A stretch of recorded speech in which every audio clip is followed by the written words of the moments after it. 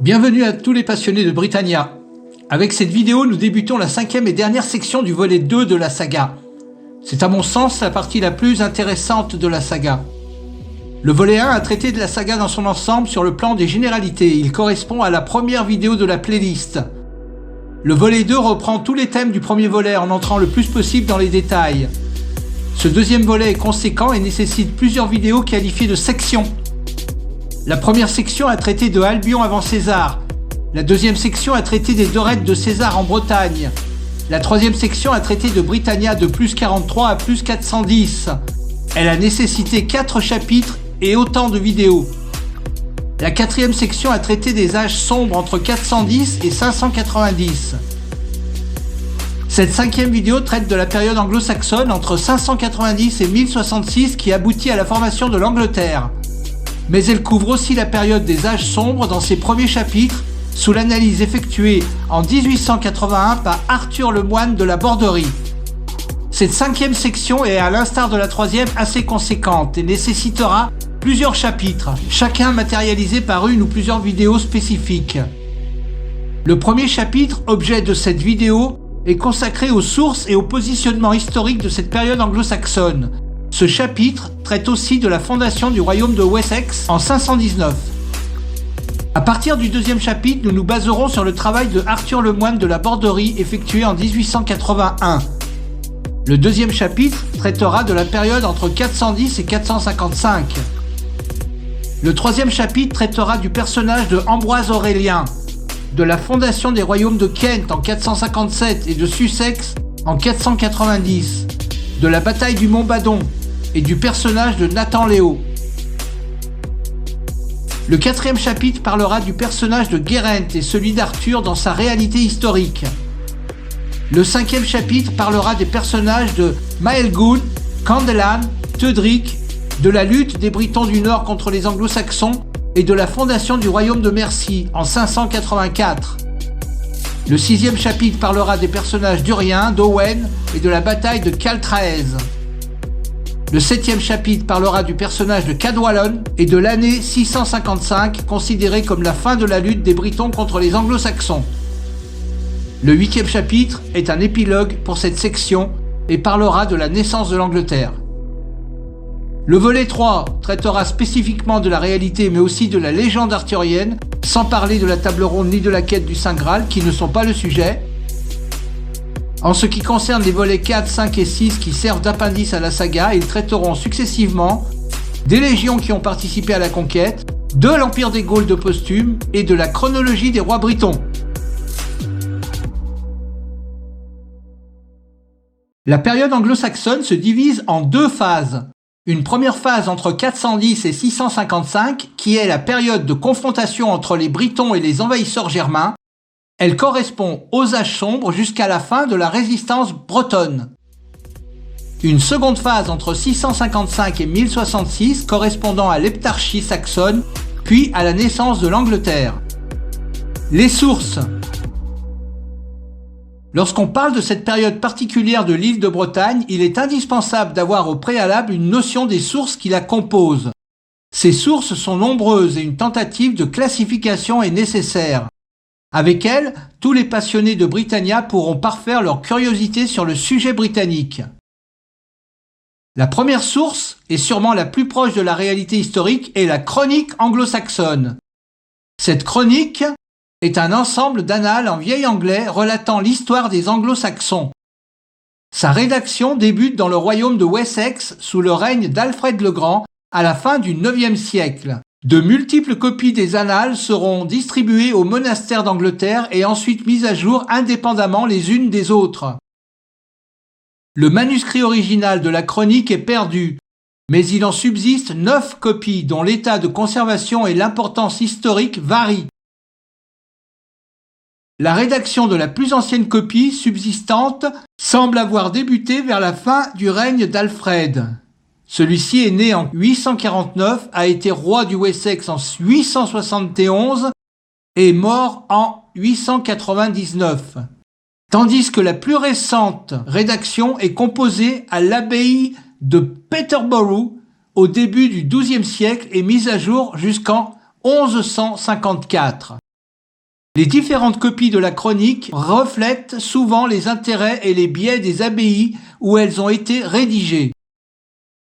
Il leur arrive de faire preuve de partialité dans leurs récits, voire d'omettre complètement certains événements. Certaines se contredisent également entre elles. Malgré ces problèmes, la chronique constitue la principale source historique pour la période comprise entre l'abandon de la Bretagne par les Romains en 410 et la conquête normande de l'Angleterre en 1066. Une grande partie des informations présentes dans la chronique n'apparaît nulle part ailleurs. Elle est également une source importante pour l'histoire de la langue anglaise, le corpus principal étant rédigé en vieil anglais et non en latin, tandis que la fin du texte de la chronique de Peterborough constitue l'un des plus anciens exemples connus de moyen anglais. 7 des 9 manuscrits subsistants de la chronique anglo-saxonne sont conservés à la British Library. Les 2 autres se trouvent à Oxford et Cambridge. La deuxième source est celle de Arthur le Moine de la Borderie. Arthur le Moine de la Borderie, né le 5 octobre 1827 à Vitré et mort le 17 février 1901 à Vitré, est un historien français. Considéré comme le père de l'historiographie bretonne, il a été aussi un homme politique, conseiller général, puis député d'Ille-et-Vilaine. Il constitue ma source principale pour cette période de la saga. Ses études sur l'hagiographie bretonne sont en réalité le corpus d'Alfred le Grand, revu et corrigé.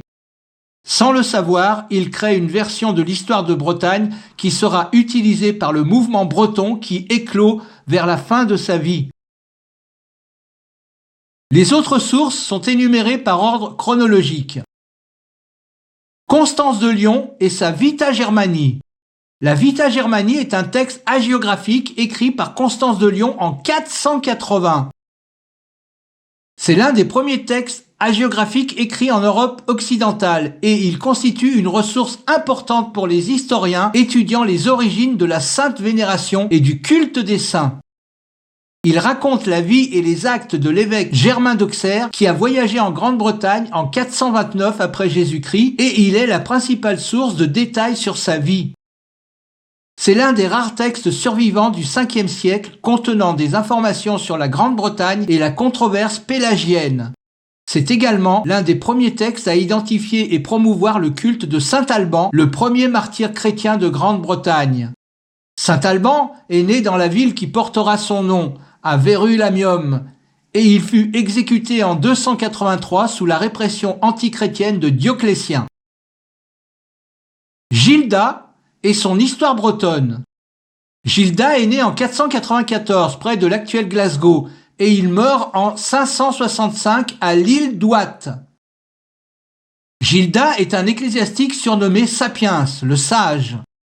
Il est l'auteur du sermon de Exidio et Conquestu Britanniae, l'une des sources majeures pour l'histoire de la Grande-Bretagne au 5e et 6e siècle.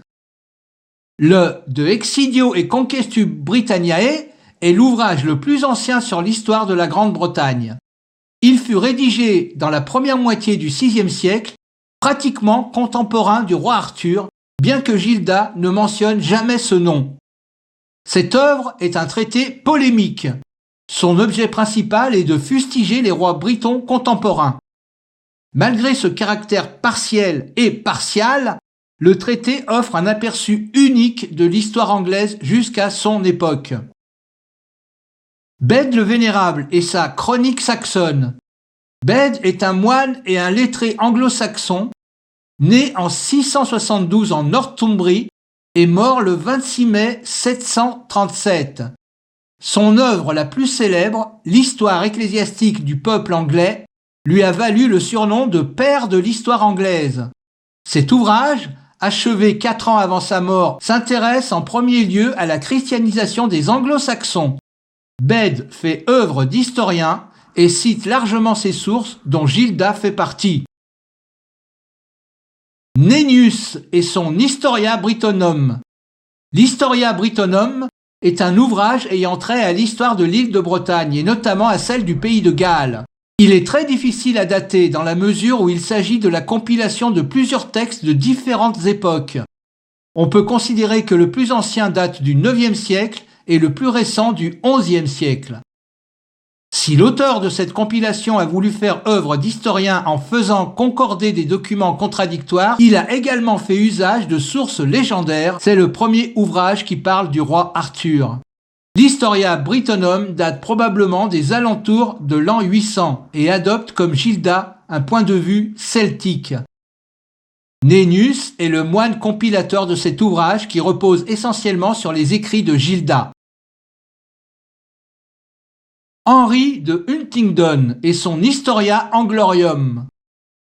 Henri de Huntingdon est le fils d'un Normand qui a participé à la conquête de l'Angleterre. Sa mère est saxonne. Il est né vers 1088 et il meurt en 1160. C'est un historien anglo-normand du XIIe siècle et archidiacre de Huntingdon. L'ouvrage est rédigé entre 1123 et 1130. Son œuvre couvre la période allant de l'invasion romaine de 43 après Jésus-Christ jusqu'à l'accession au trône d'Henri II en 1154. Le Liber Landavensis. Ce livre est l'ancien registre de la cathédrale de Llandaff à Cardiff. Cette cathédrale est le siège du diocèse de l'archevêque Llandaff de l'Église du Pays de Galles, laquelle est anglicane. C'est l'une des deux cathédrales de Cardiff, l'autre, dans le centre-ville, étant la cathédrale Saint-David de Cardiff qui est catholique. Citons Rhys et son ouvrage Lives of the Cambro-Britain Saints qui traite de la vie des saints du Pays de Galles. Citons également le Prosperi Tyronis Chronicon. D'autres sources écrites existent, en particulier les codes de loi dont les plus anciens remontent au règne d'Aethelbert du Kent, mort en 616, et de Ine de Wessex qui abdique en 726. Ces codes et lois sont de plus en plus nombreux à partir d'Alfred le Grand, à partir de 871. Les chartes, qui enregistrent généralement des donations de terres, les hagiographies, c'est-à-dire les écritures de la vie et des œuvres des saints, la correspondance des prélats ou plus rarement des souverains, à l'image des lettres échangées entre Charlemagne et Offa, sans oublier la poésie, qui reste une source fédératrice au-delà de l'histoire. D'autres éléments étrangers à l'écriture viennent appuyer les sources écrites comme l'archéologie ou la toponymie, les pratiques funéraires ainsi que l'usage des terres qui permettent de retracer la progression de la colonisation anglo-saxonne. Les restes humains inhumés retrouvés près d'Abingdon, en Angleterre, ont été présentés comme une preuve que les immigrants saxons et les autochtones britons cohabitaient. Cependant, la question de savoir si les anglo-saxons se sont mélangés aux britons ou les ont remplacés reste débattue. Les études génétiques effectuées sur la population anglaise au début du XXIe siècle, qui cherchent à déduire des informations sur la composition de la population à l'époque anglo-saxonne, et sur l'ampleur de l'immigration anglo-saxonne. Les historiens du XIXe siècle tenaient pour acquis qu'une immigration en masse avait eu lieu, mais l'arrivée d'une élite en nombre réduit est aujourd'hui considérée comme plus probable.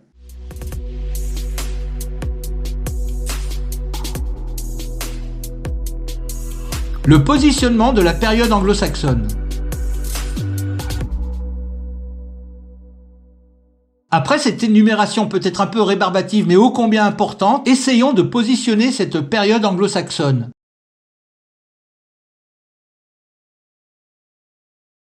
La période anglo-saxonne de l'histoire de l'Angleterre s'étend traditionnellement de l'arrivée des Germains dans la première moitié du 5e siècle jusqu'à la conquête normande en 1066. Elle voit la christianisation de l'ensemble des anglo-saxons dans la première moitié du 7e siècle, exactement entre 602 et 655. La date de 655 marque la fin de la résistance britannique aux anglo-saxons. Ensuite, ce sera un long processus anglo-saxon émaillé par l'apparition des Vikings en 789 qui aboutira finalement à la formation de l'Angleterre. En 924, avec Athelstan, petit-fils d'Alfred le Grand et premier roi d'Angleterre. La période anglo-saxonne est marquée au 8e siècle par l'incursion des Vikings, qui vont s'implanter durablement et vivre en plus ou moins bonne harmonie avec leurs cousins germaniques anglo-saxons. Il faut garder en mémoire que l'Angleterre n'inclut pas le pays de Galles et encore moins l'Irlande ni la Calédonie. Par exemple, en 886, l'île de Bretagne est une mosaïque de cultures avec les Britons de souche, les Gaëls, les Irlandais et les Écossais, les Britons romanisés, absorbés par les Anglo-Saxons, bien que leur culture persiste dans le sud-ouest de l'île, en Cornouailles, et de par leur contact avec la Bretagne continentale. Les Anglo-Saxons dans le centre, dans le sud et dans l'est de l'île, et au nord dans le territoire northumbrien. Et enfin les nouveaux venus, les Vikings, sur la partie est de l'île, notamment dans ce qui constituera le Down Low. Il y a donc 4 types de peuples, les Britons de souche, les Britons romanisés, les Anglo-Saxons et les Vikings. Les Anglo-Saxons sont constitués de différents peuples d'origine germanique. Ils s'installent en Grande-Bretagne à partir du début du 5e siècle.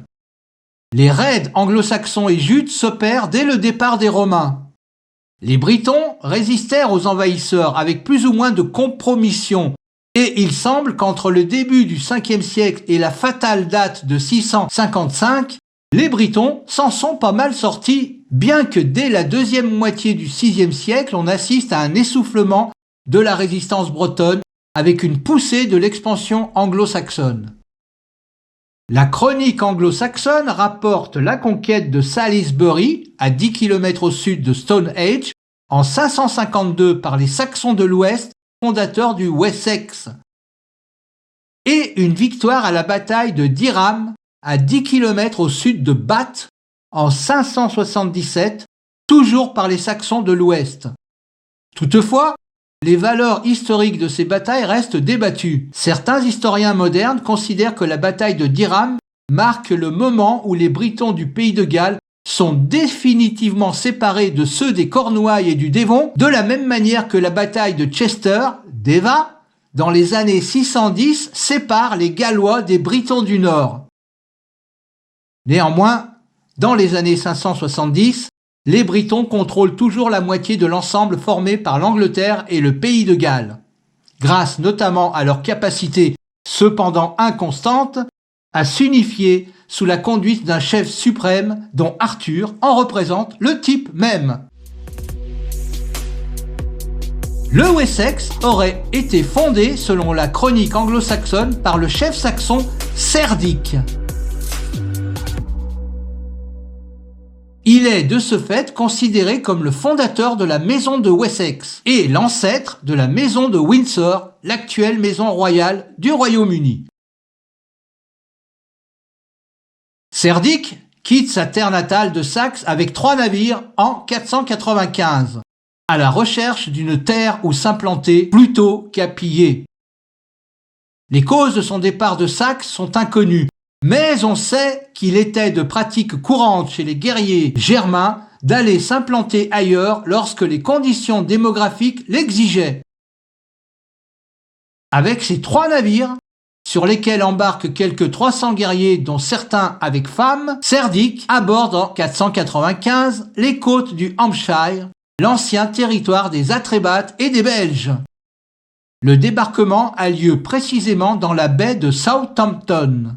À l'instar de leurs ancêtres qui ont vu arriver César, les Britons sont mis au courant de cette expédition par des marchands. Ils scrutent la mer et dès qu'ils aperçoivent les navires étrangers, ils se regroupent sur la plage, s'installent bien rangés en carré et attendent le débarquement. N'ayant pas de baliste, les Britons laissent les Saxons débarquer, puis se jettent sur eux dans une fougue inconsidérée, car les Saxons, prompts à la défense, organisent un véritable mur de fer et de boucliers. Malgré plusieurs assauts, les Saxons tiennent bon. Ils ne font pas l'erreur de poursuivre les Britons qui parfois feignent de fuir. Devant cette intrépide flegme des Saxons qui caractérise toujours les Anglais de nos jours, et devant la perte de leurs soldats, les Britons quittent les lieux au soir tombé. Pendant 6 années, les Saxons restent prudents et guerroient alentour sans vraiment gagner du terrain. Quand arrive une nouvelle flotte saxonne commandée par Porte et ses 2 fils, Bieda et Megla, qui débarquent à Portsmouth dans le Sussex, situé plus à l'est. Malgré l'ouverture de ce deuxième front, les Saxons continuent de piétiner sans pouvoir avancer, car ils se heurtent à la bravoure et au génie du chef de la Ligue bretonne, Nathan Léo. Après 7 années supplémentaires de résistance, en 508, Cerdic bat le roi breton Nathan Léo à la bataille de Netley. Nathan Léo y perd la vie.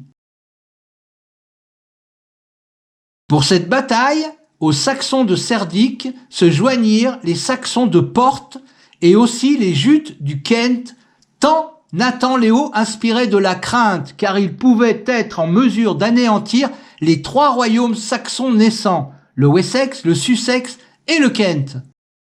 Pour le vaincre, il fallut donc la coalition de tous les ennemis de la Bretagne. Cerdic donna le commandement de l'aile gauche à Cynric et prit pour lui celui de l'aile droite qui était la plus forte. Nathan Léo, remarquant la supériorité du corps de Cerdic, se dirigea aussitôt contre lui, pensant, s'il en venait à bout, avoir aisément raison du reste. Mais par malheur, les Bretons se débandèrent à la poursuite des fuyards. Cynric le vit et se précipita sur eux avec le reste de l'armée saxonne, les atteignit en désordre et fit un grand massacre. 5000 Bretons restèrent sur le champ de bataille, leur roi en tête. Il y a lieu de constater que cette bataille a lieu à mi-chemin entre les 2 lieux de débarquement, preuve que Nathan Léo avait fort à faire.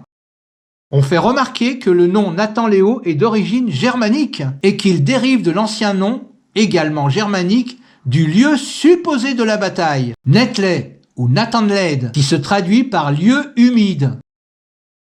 Les Saxons ont désormais un boulevard devant eux et n'y allèrent pas de main morte, pillant, saccageant, incendiant, épouvantant les Bretons, comme ils savent si bien le faire depuis 60 ans, d'après les chroniques. En 514, après 6 ans de pillage et d'offensive pour élargir son territoire, Cerdic appelle le reste de sa famille restée sur le continent.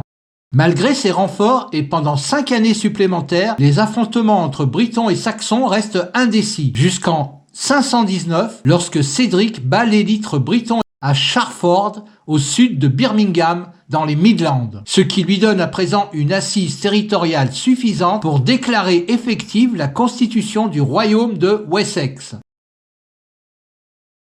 Dès lors, conformément à la pratique anglo-saxonne, il s'agit de s'orienter vers l'ouest, vers cette péninsule cornouaillaise, afin de parachever la conquête. Or, ils trouvèrent là une résistance mieux organisée, loin de la fougue téméraire habituelle des Britons, et regroupée en une ligue dirigée par un chef suprême, un héros qui ne fut nul autre qu'Arthur. Pendant 8 années, Arthur et ses troupes refoulèrent Cerdic, qui finit par quitter la zone en 527. Arthur eut cette chance d'être secondé par de vaillants chevaliers comme Geraint, dont on dit de lui qu'à sa naissance, les portes du ciel s'ouvrirent. Geraint mourra sur le champ de bataille à Longport, dans le Somerset, le pays boisé de la Domnonée.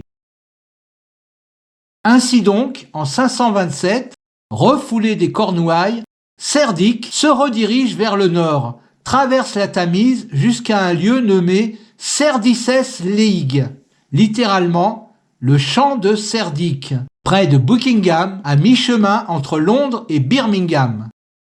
Une bataille rangée s'engage avec les forces bretonnes, dans laquelle il n'y eut ni vainqueur ni vaincu, mais qui eut le mérite de mettre un stop à la poussée saxonne et limita en ce lieu la frontière nord du Wessex. Cerdic se dirige alors vers l'ancien territoire de la Bretagne seconde romaine que l'on appelle à présent Cambrie ou Pays de Galles et qui est l'un des derniers asiles du peuple briton. Précisément, Cerdic se dirige vers le pays de Gwent, répondant aujourd'hui au Monmouthshire. Le Monmouthshire est le comté le plus dans le sud-est du pays de Galles, près de la frontière anglaise, bordé au sud par l'estuaire de la Séverne. Pendant que le roi Idon gouvernait le pays de Gwent, les Saxons étant venus dévaster cette terre, ce prince marcha lui-même contre eux à la tête de son armée. En chemin, il rencontra Saint-Hélo, évêque de Llandaff, qui demeurait alors avec ses clercs au manoir de Langart. Il le conjure, lui et ses prêtres, de prier Dieu pour le succès de son expédition. Saint-Hélo vint donc avec le roi jusqu'à une colline qui se trouve au centre du canton de Cressinnig, près de la rivière de Trody. Et là, s'étant arrêté, il supplia le Tout-Puissant de secourir son peuple opprimé. Dieu exauça ses prières. Le roi Idon se couvrit de gloire, mit en fuite les Saxons, revint chargé de butin et donna à Saint-Hélo 3 mesures de terre sises autour de la colline où il avait prié.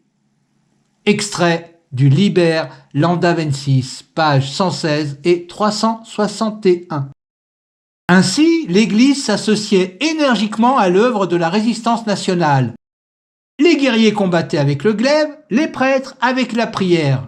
En face d'ennemis sauvages, loin de fuir ou de se cacher, ils levaient les mains au ciel pour le salut de la nation, offrant sans peur leur poitrine au feu saxon et prêts à tomber avec leurs frères plutôt que vivre sans eux. Après l'échec de Serdicès League et celui dans le pays de Gwent, Cerdic n'eut d'autre choix que de s'en retourner dans le sud. Il s'occupa dès lors d'affermir, de rendre plus stable ses premières conquêtes. En 530, il s'empara de l'île de Wight, restée jusqu'à ce moment aux mains des Britons, bien qu'elle ferme en quelque sorte la baie de Southampton où Cédric était venu aborder en 495. Cette conquête fut le prix d'une rude bataille, très meurtrière pour les Britons. Cerdic donna l'île à ses 2 neveux, Stuf et Witgar, en récompense des services qu'il en avait rendus. Ce fut là le dernier exploit de Cerdic, qui mourut dans son lit 4 ans après, en 534. À la mort de Cerdic en 534, c'est un parent, son fils, ou son petit-fils, ou bien son neveu qui lui succède. Il s'agit de Cynric, qui fut de la première expédition aux côtés de Cerdic. Le règne de Cynric dure, selon les sources, 17 ou 26 ans, jusqu'en 560. Les annales de Cambrie voient en lui le meneur des Saxons à la bataille du Mont Badon, datée pour l'année 516. La bataille du Mont Badon est une fameuse défaite des Saxons à laquelle Arthur aurait contribué. Quoi qu'il en soit, quelques années avant sa mort, en 552, Cynric aura une belle revanche en enlevant et en dévastant la cité de Salisbury. Salisbury, de son ancien nom Old Sarum, est un lieu qui remonte à l'âge du fer. Les Romains l'appelaient Sorviodunum. Elle se situe à 10 km au sud de Stonehenge. Elle serait, selon certaines légendes arthuriennes, le lieu appelé Camlann, où le roi Arthur aurait à cette occasion reçu le coup mortel. Le fils de Cynric, Céoline, monte sur le trône en 560. Ce 3e chef des Saxons de l'Ouest est qualifié par Bède le Vénérable de Bretwalda, c'est-à-dire chef d'une partie ou de la totalité des royaumes anglo-saxons d'Angleterre. Céoline est déposé 31 ans plus tard, en 591, par Céol. Céol subira le même sort de la part de son frère Céowulf 6 ans plus tard, en 597. Cette année-là, la mission grégorienne est au Kent, auprès du roi jude Aethelberd. Céowulf ne peut garantir une paix durable sur le royaume du Wessex. Son règne dure 14 ans, jusqu'à sa mort en 611, et son neveu, Cynegils, lui succède. La bataille de Diram est une bataille qui oppose les anglo-saxons de Céoline, le Bretwalda, aux Britons de l'Ouest. Elle s'est déroulée en 577 sur la colline de Hinton Hill, près de l'actuel village de Diram, Gloucestershire, à quelques kilomètres de Bath. Elle se solde par une victoire des Saxons. La chronique anglo-saxonne est la seule source à mentionner la bataille de Diram. Elle indique que les anglo-saxons sont menés par Céoline, fils de Cynric et petit-fils de Cerdic, le fondateur du Wessex, et son propre fils, Cuthwain. La chronique indique également que 3 rois britons sont tués pendant l'affrontement. Ces rois sont appelés Conmagil, romanisé en Conumagulus, Cinédon ou Condidan, et Farinmagil ou Ferfael.